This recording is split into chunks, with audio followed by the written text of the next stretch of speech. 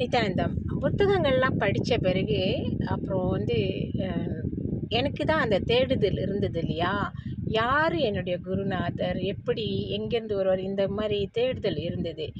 அப்புறம் அதற்கு முன்பாகவே இந்த திருமுறைகள் பாடல்லாம், திருவாசகம்லாம் பாடினாலே அப்படி அ ஏதோ என்னமோ செய்யறதுக்கு நம்பலாம் வந்திருக்கோம். நம்ப பிறப்பின் நோக்கம் என்னமோ இருக்கு. அது என்னன்னு தெரியல.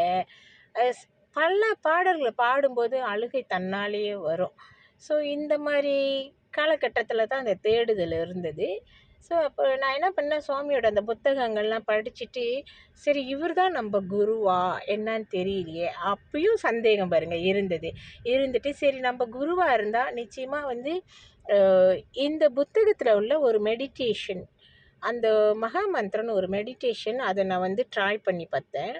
அம் மகாமந்திரம் செய்து ஒரு 4வது நாள்லயே கனவுல வந்து சுவாமி வந்துட்டாரு.